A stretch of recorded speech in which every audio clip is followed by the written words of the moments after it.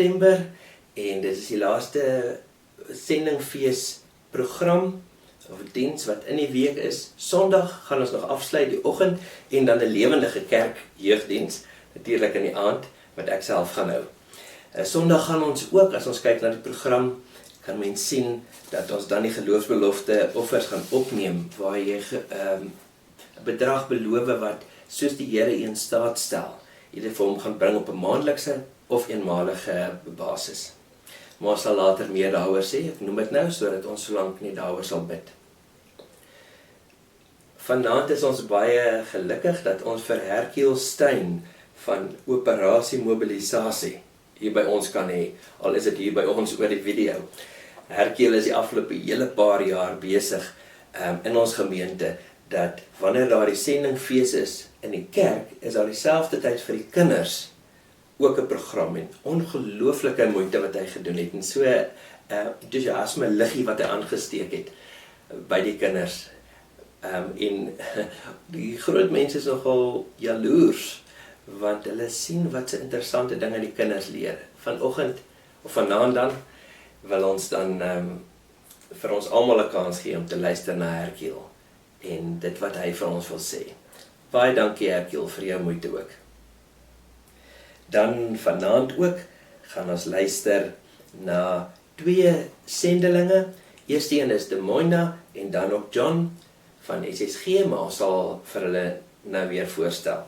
Kom ons word eers net stil. Dankie Here dat ons weer saam kan wees en dat U sê waar daar 2 of meer in U naam saam is, daar is U by hulle. Daarom hier waar ons is U teenwoordig en wil ons onsself oopmaak en bereid om te luister na wat U vir ons wil sê. Amen. Ek wil dan dadelik vir De Moina aan die woord stel, so al die pad van Madagaskar af, nog een van ons sendelinge wat ons ondersteun, wat onder CEF werk, Child Evangelism Fellowship. My name is De Moina. I am married. I have 2 children. Their name is Steban and Ferdinand. I work with Madagascar Child Evangelism Fellowship. During the COVID-19, I branch children, 1 or 3 or many children. Some of receive the church. Praise the Lord. In my area, the parents accept when I teach, so I can do Good News Club if there is COVID. Many children arrived and received Jesus. Give brochure and book of hope for children. I want to thank you for your support, finance and material. Thanks a lot to the congregation. May God bless you and protect you. Please pray continually for ministry and my family. My children are 17 and 11 years old now. You pray for them, pray also for my country. There is photos, family and children, the evangelism. Goodbye. Dan is ons so gelukkig ook om 'n video te gekry het van John de Kok van SSG. Dit staan vir Sending Sonder Grense, van Engels Mission Without Borders. En die jeug het veral die afgelope jaar of so betrokke geraak by hulle, waar hulle 'n kind kan aanneem in lande soos Roemenië. Maar ek gaan nou nie veel meer sê nie. John, ons luister graag na jou. Goeienaand, Wonderboompoort. Dit is wonderlik om weer deel te wees van julle sendingweek. Dit is die 3de jaar en dit is 'n voorreg en ons is regtig dankbaar. Baie van julle ken my al. Julle jeug is ook al reeds betrokke by een van die kinders van Sending Sonder Grense.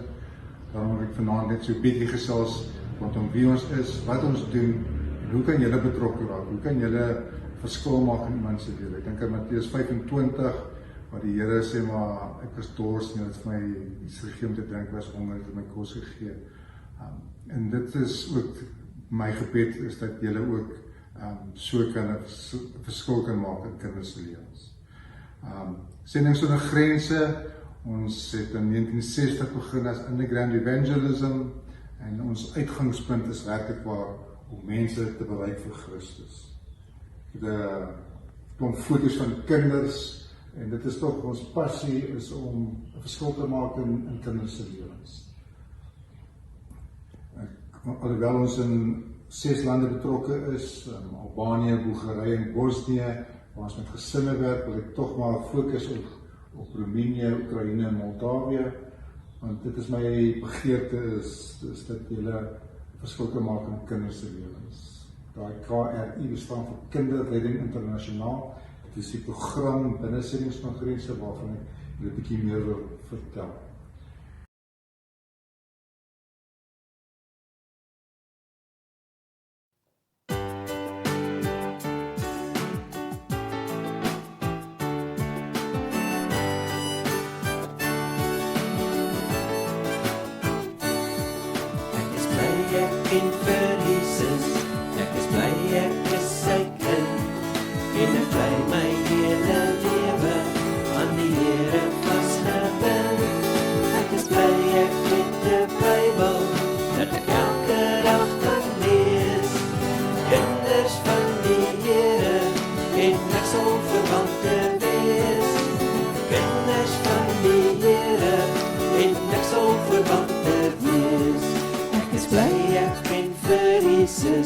Ek is bly ek is sy kind en ek bly my hele lewe aan die Here vasgebind. Ek is bly ek het 'n Bybel dat ek elke dag kan lees. Kinders van die Here en ek sal verwante wees. Kinders van die Here en ek sal verwante wees.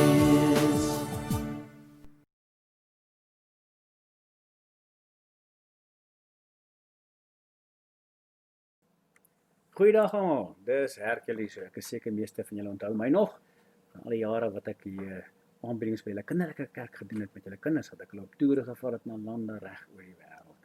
Nou ja, vanaand kan julle groot mense saam met ons gaan op hierdie toer na 'n land, maar ek gaan nie nou vir julle sê wat 'n land nie, want julle gaan eers bietjie moet probeer raai wat 'n land dit is. Goed, nou, ek verstaan dat julle tema vir die kinderkerk hierdie jaar, of nie vir die kinderkerk, vir julle kerk hierdie jaar, vir die sendingweek, is volhard in aanhou die evangelie deel met die nasies, en aanhou uitreik, en aanhou mense uitstuur dat die evangelie by die nasies kan uitkom. Wel, die land wat ek vanaand behandel, het ook 'n tema van volhard in aan die Here vashou. Al is dit daai, al gooi hulle jou in die tronk, al dreig hulle om jou familie te arresteer, al dreig hulle jou met die dood, al diskrimineer hulle ken jy by die werk, omdat jy 'n Christen is, die enigste Christen in die kantoor. Al lag jy kinders en spot vir jou kinders by die skool, omdat hulle die enigste Christen is. Volhard in Jesus, want ons redding is die kosbaarste ding wat ons het. Ok, watter land is dit? Goed, nou voor ek julle tips gee, dat ek het gou my bril op sit, anders dan kan ek nie so lekker sien nie, ja, die ouderdom begin my kanaal, en laat ek my gesig hier van die skerm afkry, dan kan julle actually sien wat ek wil wys. Alright, goed. Die eerste tip wat ek vir julle wil gee, is, in hierdie land moet alle vroue kopdoeke dra wanneer hulle in die openbaar verskyn. En van watter ouderdom af? Van die ouderdom van 9 af. So alle meisietjies van graad 3 af moet kopdoeke dra. Maak nie saak of jy park toe gaan of winkel toe gaan of net gaan stap nie, kopdoeke is verpligtend as jy uitgaan. Nie in jou huis nie, nie in jou erf nie, daar sit te kyk, maar buitekant verseker. So, nou weet ons, hierdie moet 'n moslimland wees, nie waar nie. Dis net moslimlande wat dit vereis. Nou as buitelanders die land besoek, moet hulle dit ook dra. Moenie dink as jy soos 'n Afrikaner so toe gaan hulle jou verskoon want jy is nie een van hulle nie. jy moet ook een dra en die polisie gaan seker maak dat jy dit dra. Hulle loop in die straat en arresteer of beboet enige iemand wat hierdie reëls breek. OK, so, dis nie net 'n moslimland nie, dis 'n konservatiewe moslimland. Maar wat 'n ene. Daar's oor die 50 moslimlande in die wêreld. Dink 'n bietjie, kom ek gee julle nog wat tip. Die mans, daar's 'n beperking vir hulle ook. Hulle mag nie tasse dra nie. Wat? Jep. Die owerhede het nie tasse verban nie, dis nie onwettig nie, maar dis 'n sosiale taboe. Niemand dra tasse nie, veral as jy vir die regering werk. Glad nie, dan is dit uit. Hulle beskou tasse as 'n simbool van westerse arrogansie. OK, wie is die weste? Europa en Amerika. So hierdie land hou nie van die Europeërs en die Amerikaners nie. Ek moet sê daar's baie van hulle reëls wat ek nie mee saamstem nie. Maar hierdie dasse reël wil ek half saamstem. Ek moet sê ek hou niks van dasse nie. Dasse, ja, dis sommer 'n taboe as jy my vra. En hulle TV-reekse is die ou met die das gewoonlik die skurk. Ek wil amper sê ek stem saam, maar miskien moet ek my liewer sien net toe trap ek op een van julle se das as ek dit nou sê. OK. Nou, hulle nasionale dier is die Asiatiese leeu. Aha, so daar's leeu's in hierdie land.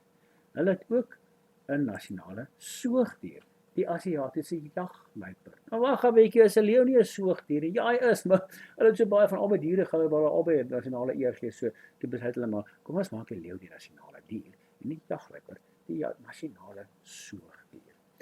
OK, so daar's leeu's en jagluiperds. En daar's ook luiperds, die Persiese luiperd kom daar voor. En krokodille, die moeraskrokodil kom daar voor. Dit is hulle nasionale reptiel hierdie. OK, leeu's, luiperds, jagluiperds, krokodille. Is dit in Afrika? Hang aan, die volgende tip dink ek gaan dit vir julle weggee. Hulle nasionale troeteldier is hierdie een. Wat dink julle is dit? Wel, as jy gesê het dit is 'n Persiese kat, is jy heeltemal reg. OK, waar kom Persiese katte vandaan? Wel, in Persië natuurlik. En dit is die land van Iran.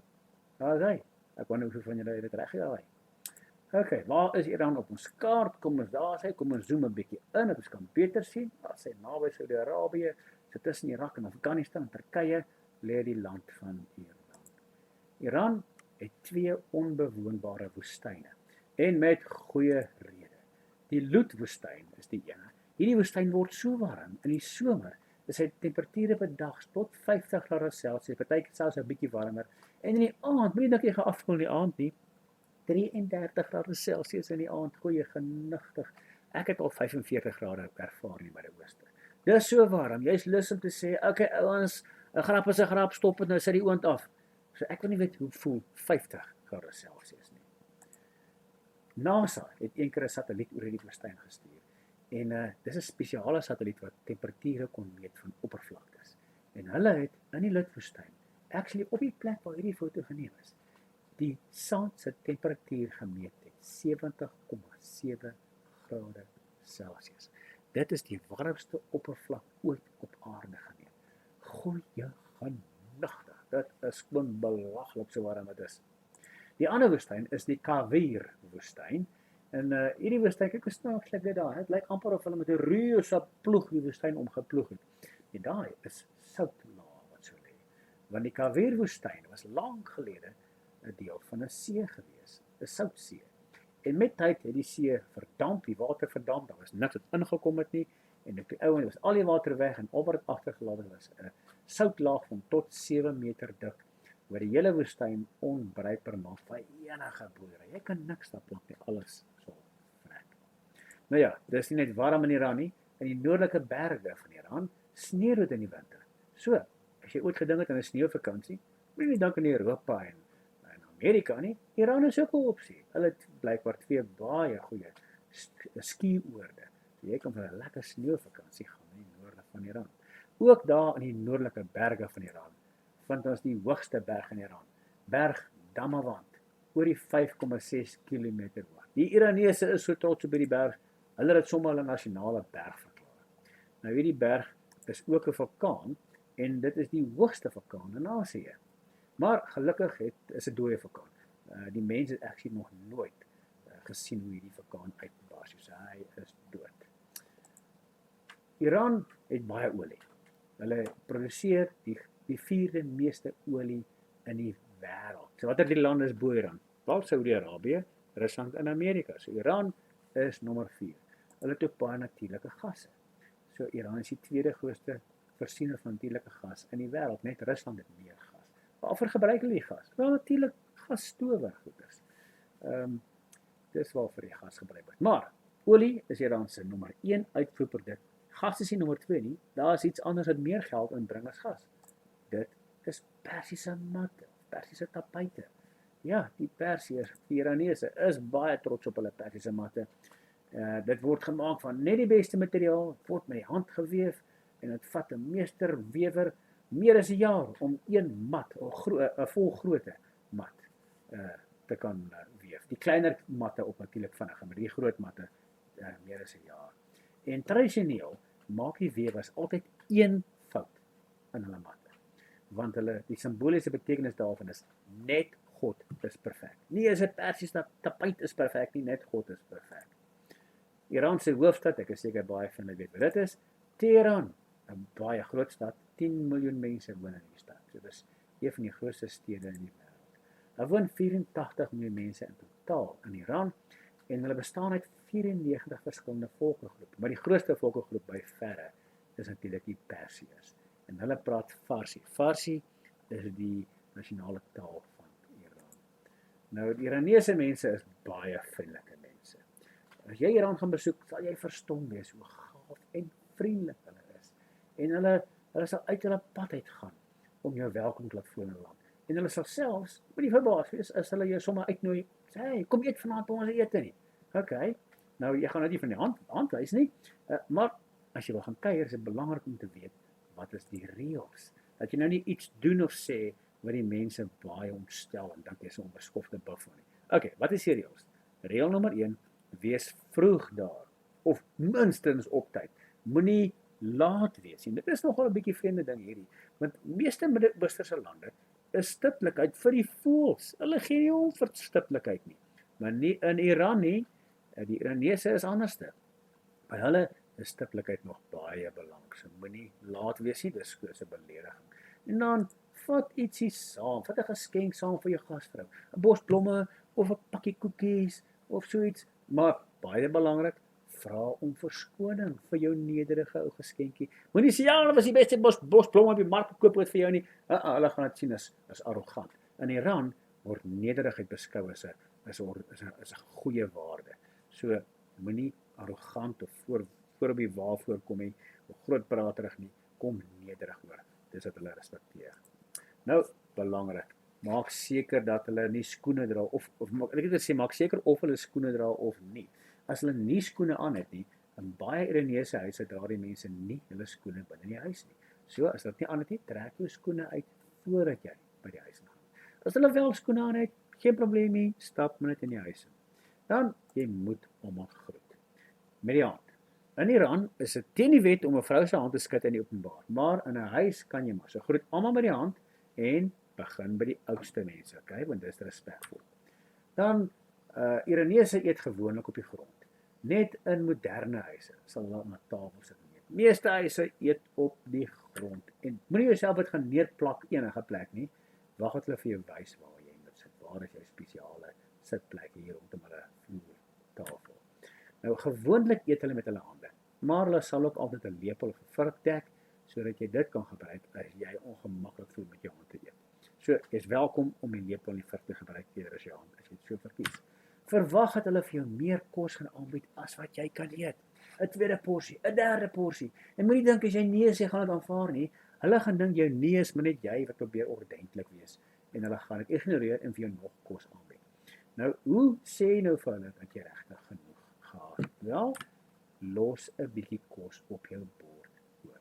Ek weet ons is geleer by die huis deur mammas, maak jou bord leeg anders is dit onbeskof. Sê die mense, hou jy vir hulle kos nie? Nee. As jy alles opgeëet het, dan verstaan hulle, jy is nog honger, dan gaan hulle vir jou nog gee.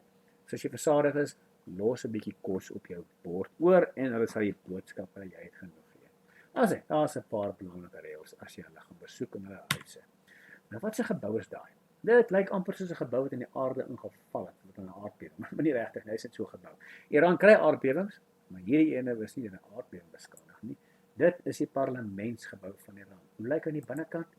Dis so hy lyk. Dis nogal mooi, nee. Moet sê Iran is regtig 'n mooi parlement. Okay, Iran is nie 'n demokrasie nie, maar hulle hou wel elke 4 jaar demokratiese verkiesings vir 'n president. So die mense kan nie hulle regering kies nie, maar hulle kan wel hulle president kies. Hierdie ou president Hassan Rouhani is die huidige president van Iran. Maar hy is nie die man met al die mag nie. Hierdie man is die man met al die mag. Hoof Ayatollah Ali Khamenei. Ayatollah is 'n titel vir hulle geestelike leiers. Hulle is mos die land is 'n moslim land. Hierdie man, hy lei 'n groep van 12 moslimleiers, bekend as die Guardian Council. Ek is nie heeltemal seker wat dit in Afrikaans is nie. Nou die Guardian Council het effektieflik al die mag. Hulle besluit wie mag hardloop vir president. So hulle is hulle nie van 'n ou hou nie, as hulle voel, jy is nie streng genoeg moslim nie, dan besluit hulle dat jy mag nie hardloop vir president nie. En selfs as 'n ou deurkom en hy besluit ek gaan 'n bietjie ons land verander en die moslim reëls is sommer nonsens. En hy sê maar president sê, okay, vrouens hoef nie meer kopdoeke te dra as hulle uitgaan nie. Dan kan die Guardian Council hulle die reg om enige wet te veto. So hulle kan net Samir sê, nee, sorry, daai wet tel nie, ons veto dit, skraap dit gaan nie wet word nie, klaar. Dis die mag wat hierdie manne het. Al Iran se wette, se landswette is gebaseer op die Koran. Dis nou soos die moslimse Bybel, ja nie. So, in Iran is daar Christene, maar meeste Christene is Armeniërs, Assiriërs en Georgiërs wat in Iran woon. Wel tradisioneel is meeste Christene uit daai gemeenskappe uit. Nou die regering verwag dat net die ouens van daai gemeenskappe Christene moet wees. Niemand anders mag nie. So die volgende is onwettig in Iran. Geen moslim mag Islam verlaat en enige ander geloof begin beoefen nie. Dis teen die wet. Geen Christen mag die boodskap van Jesus met Iranese moslems deel nie. Kerkdienste in Farsi, nou dis die taal wat meeste Iranese praat.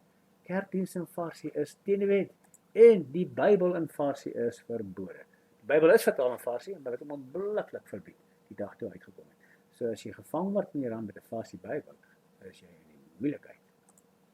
Nou die kerk in Iran, hulle steel nie altyd te veel reëls nie, want mense moet hoor van Jesus. So hulle het al 'n duur prys betaal vir hulle volgeling, vir hulle breek van hierdie reëls en hulle gehoorsaamheid aan Jesus om mense te vertel van hom. Tans is daar meer as 150 Iranese Christene in tronk, meeste van hulle is kerkleiers van die owerhede van gewone vir die leiers en ons kan maar regtig vir die mense bid. Hulle is in die tronk omdat hulle te radikaal vir Jesus was. En partykeer was dit eenvoudig om Jesus te gedeel het. Moslems wat tot bekering kom word ook gearresteer. Ons noem sulke mense in die sendingkringe noem ons hulle MBBs, Muslim Background Believers. Beteken se volgelinge van Jesus wat eens op 'n tyd 'n moslim was. Nou MBBs in Iran staar ook arrestasie in die gesig. En selfs mense wat met hulle werk. Hierdie twee, pastoor Victor is 65 en sy vrou Shamiran, hulle het onderskeidelik 10 en 5 jaar lank tronkstraf gekry omdat hulle met MBBs Jesus verder gedeel het. Kan jy glo? Dit kan jou oupa of ouma wees daar, wat nou in die tronk sit net omdat hulle Jesus gedeel het met ander Iranese. Hierdie twee dames, Maryam en Marziyeh, hulle is ook MBBs. Toe hulle vir Jesus leer ken het, was hulle so opgewonde, hulle gesê die Bybel, almal moet 'n kopie van die Bybel kry in Iran. Nou die verspreiding van Bybels is totaal onwettig en toe vang die owerhede hierdie twee dames dat hulle Bybels versprei. Hulle het net 'n paar uitgedeel nie. Voordat hulle gevang was, het hulle oor die 20.000 Bybels versprei. Hulle het in die aande uitgegaan en gestap van deur na deur en Bybels by almal se deure gesit. En uiteindelik is hulle gevang. Want die owerhede was woedend. Hulle is in hierdie tronk gegooi en daar is hulle gesê, ons gaan julle doodmaak, behalwe as julle rug draai op Jesus en weer moslems word, dan sal ons julle vrylaat. Wel, nie net het hierdie twee dames gesê, nee, dankie nie. Hulle het vir ander gevangenes ook van Jesus begin vertel, vir hulle gebid, en alhoewel die mense aanvanklik gesê het, julle vuil Christene, het van die medegevangenes uiteindelik ook volgelinge van Jesus geword. Maryam en Marziyeh sê, dit gaan nie oor ons nie, dit gaan oor God. Ons het besef dat selfs 'n tronk kan 'n kerk word. En dis hulle gedoen het, die tronk het hulle kerk geword. En op die ouend, na 9 maande, het die owerhede sonder rede, sonder verduideliking, hulle net eenvoudig vrygelaat. Ons weet dit was gewees omdat baie Christene vir hulle gebid het. Hulle is gedwing om Iran te verlaat, so vandag bly in Amerika, en hulle gaan rond en vertel hulle storie en motiveer Christene om vir die kerk in Iran te bid. Nou, hulle het 'n boek geskryf, Captive in Iran, wat ek julle wil aanmoedig as julle 'n kopie kan kry. dit is die moeite werd om te lees. Iranese Christene is van die mees oop moslems in die wêreld vir die evangelie van Jesus. En die kerk in Iran is van die vinnig groeiendste kerke in die wêreld. So 'n paar jaar gelede het een van die Iranse moslimleiers gesê, en hy was baie kwaad oor gesê, daar is nou 'n Christenkerk in elke stad en dorp in Iran. Wel, prys die Here daarvoor. Die kerk is aan die groei en die owerhede kan dit nie stop nie. Ons weet nie hoe baie moslems het Jesus aangeneem in die laaste 10, 15 jaar nie. Skattings wissel van tussen 300,000 en 1 miljoen. Die Here weet die regte getal, maar dis baie. Honderde duisende Iranese het die Here al begin dien die laaste klompie jare. Nou Iran was ook baie sleg getref geweest deur corona, en die regering het 'n streng lockdown afgekondig en mense moes met maskers oor rondloop. En mense is aangemoedig om by die huis te bly en baie mense het op die internet begin gaan. En die Here het dit gebruik om 'n verdere herlewing te begin in Iran. Een van die internetstasies wat of TV-stasies oor die internet mense bedien met die evangelie is Mohabbat TV. Hierdie ouens alleen, net hulle alleen, en ek wonder wat sal die ander rapporteer. Net hulle alleen het 'n 10-voudige toename in internetbesoeke van Iran af beleef op hulle webwerf. En hulle sê hulle het hulle gelei gemiddeld tydens die lockdown 3000 Iranese moslems na Jesus toe. Wow, en dis een stasie. Hulle leier sê, die hoof van die bediening sê, this is a pandemic of hope, want mense van die hoop in Jesus. Ok, kom ons bid vir julle, dan sluit hiermee af. Ek gaan vir julle 5 punte gee, en dan wil ek julle aanmoedig om maak 'n nota daarvan, of miskien kan uit die video klip pause op julle gou gebid. Eerste punt, kom ons bid dat almal in Iran die boodskap van Jesus sal hoor. Al is die mees positiewe skatting van 1 miljoen Christene reg, beteken dit nog steeds dat 83 miljoen mense in Iran wat nie vir Jesus Christus ken nie. Kom ons bid ook vir ons broers en susters in Christus. Die mense wat elke dag het swaar kry omdat hulle Jesus dien. Kom ons bid vir hulle, dat die Here sal bemoedig dat hulle sal volhard in hulle geloof in Jesus. En ook sal volhard en nog steeds aan moslems van Jesus te vertel ten spyte van die gevare. Kom ons bid vir die wat in die tronk is omdat hulle vir ander vertel het, soos Pastor Victor en sy vrou Shamirma. Kom ons dink aan hulle. Jesus het gesê, dink aan die nie tronke as hy vir homself nie tronk is. Kom ons vra vir die Here om dit moontlik te maak dat meer sendelinge in Iran sal kan inkom om mense van Jesus te vertel. En dan laastens, kom ons bid vir die land se leiers, vir die president en vir Ayatollah Khamenei, dat hy en sy medeleiers van die Guardian Council Jesus sal ontmoet. Baie moslems het al tot bekering gekom deur drome en visioene van Jesus.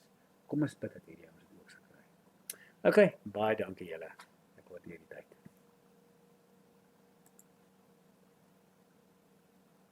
Kom ons sluit af met die lied Getuig, getuig, bewysie van The Holy City. Getuig, getuig, dit is my lewensdroom.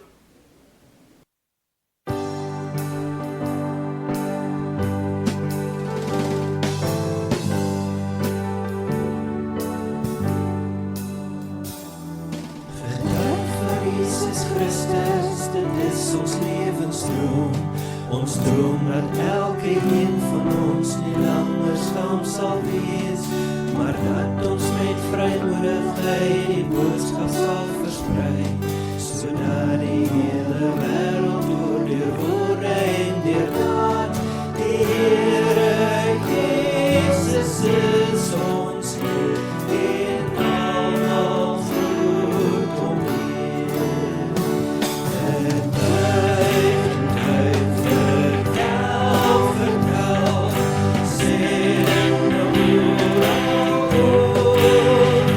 Hey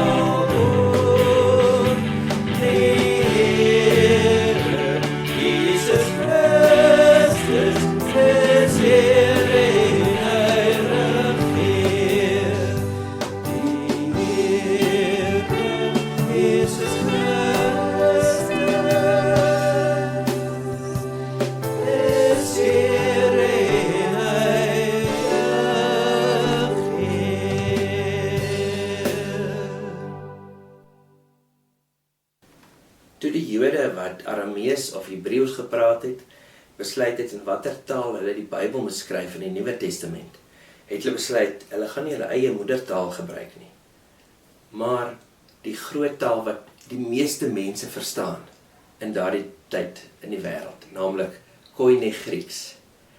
Daarom wil ek vanaand vir julle uitstuur in ons wêreldtaal. May the grace of our Lord Jesus Christ and the love of God our Father and the fellowship of the Holy Spirit be with you always.